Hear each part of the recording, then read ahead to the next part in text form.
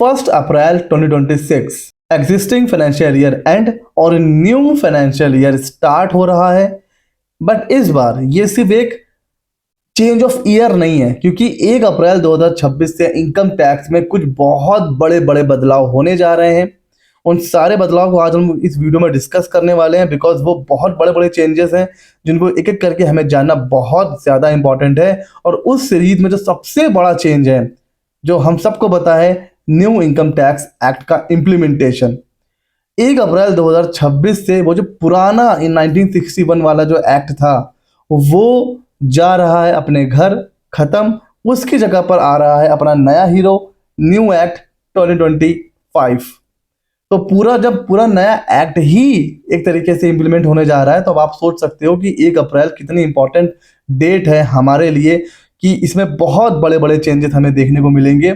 और उस सीरीज में जो सबसे बड़ा चेंज है, जो सबसे बड़ा कंफ्यूजन था अभी तक, वो दूर होने जा रहा है। अभी सिर्फ एक ईयर चलेगा, टैक्स ईयर।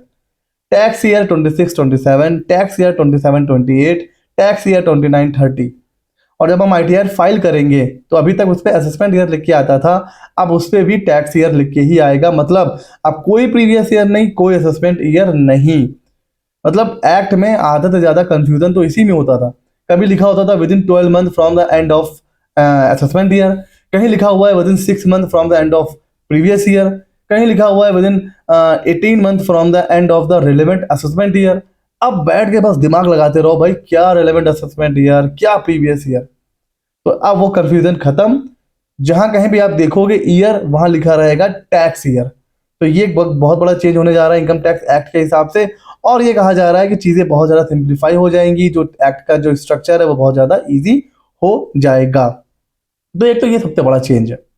उसके बाद अब क्योंकि एक्ट चेंज हो रहा है, सारे के सारे फॉर्म चेंज हो रहे हैं, फाइलिंग प्रोसेस चेंज हो रहा है, तो जो इनकम टैक्स का पोर्टल है वो भी पूरा का पूरा बदलने वाला है। अब देखना इंटरेस्टिंग ये होगा कि कितना और कैसे चेंज होता है नया पोर्टल नए इनकम टैक्स के हिसाब से। क्योंकि जो अभी जो बजट आया था उसमें करीब करीब 12 बिलियन का एलोकेशन किया गया था पोर्टल के, आप कह सकते हो रिनोवेशन के लिए, रिवैम्पिंग के लिए। एक तरीके से पूरा का पूरा पोर्टल अपग्रेड कर दिया जाएगा और एक अच्छा खासा अमाउंट इसके ऊपर खर्च किया जाएगा। तो अब आप देख सकते हो कि पूरा फाइलिंग प्रोसेस भी बदलने वाला है।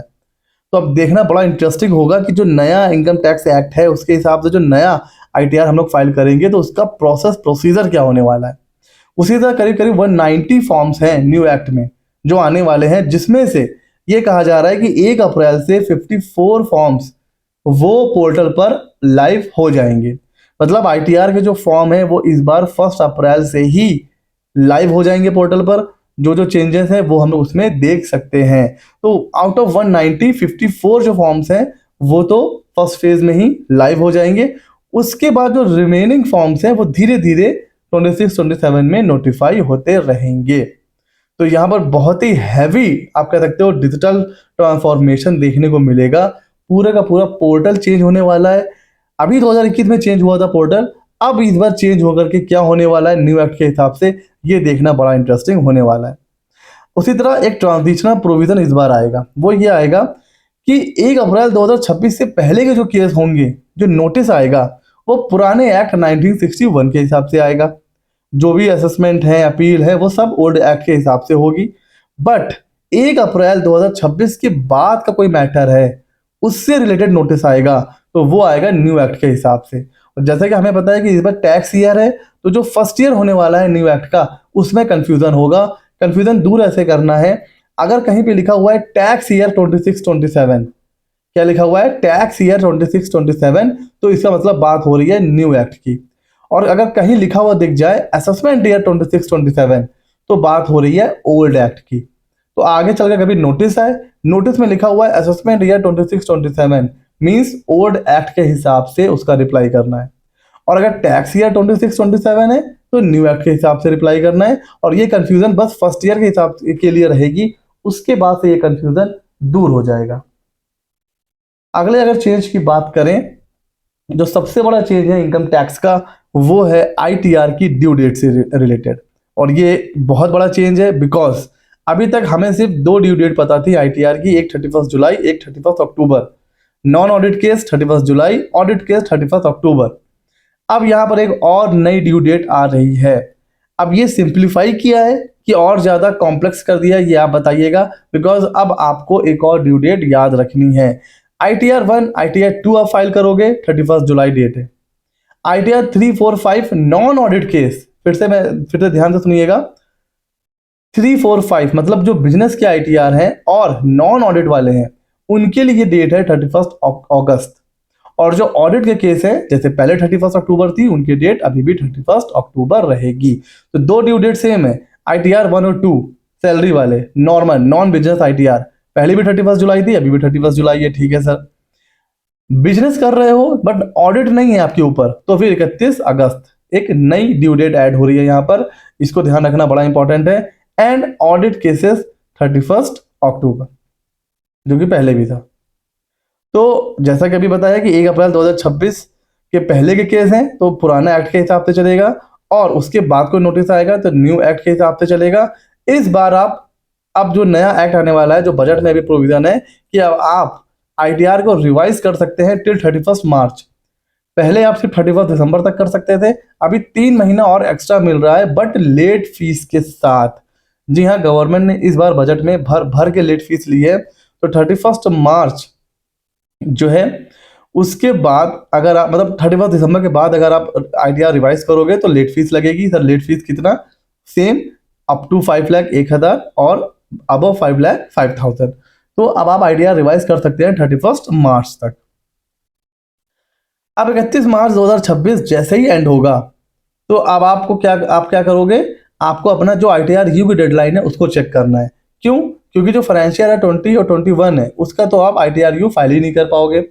और जो बाकी जिसका फाइल कर सकते हो 21, 22, 22, 23, 23, 24 और 24, 25, इनकी जो लेट फीस है वो कहीं ना कहीं अब इंक्रीज हो जाएगी। 24, 25 आप 25% के साथ फाइल कर सकते हो, जो एडिशनल फीस लगती है। 23, 24 के लिए 50% है। उसी तरह 22, 23 के लिए 60% और 21, 22 के लिए 70% है लेट फीस। जो एडिशनल टैक्स के ऊपर लगती है वो आपको पे करना है। तो अगर आपको ये लेट फीस बचानी है तो आपके पास टाइम है, आप 31 मार्च तक फाइल कर सकते हो। और फाइनेंशियल ईयर 2021 का तो ITR यू आप फाइल ही नहीं कर पाओगे। तो अगर आपका 20-21 का ITR यू पेंडिंग है तो 31 मार्च तक उसको पे कर दीजिए। उसी तरह STT पे टैक्स बढ़ने जा रहा है, जिसकी वजह से मार्केट भी काफ़ी क्रैश हुआ था जब बजट आया था। तो फ्यूचर पे 0.02% था, अभी उसको 0.05% कर दिया है। ऑप्शन पर 0.10% था, उसको बढ़ा के 1.15% सीधा कर दिया है।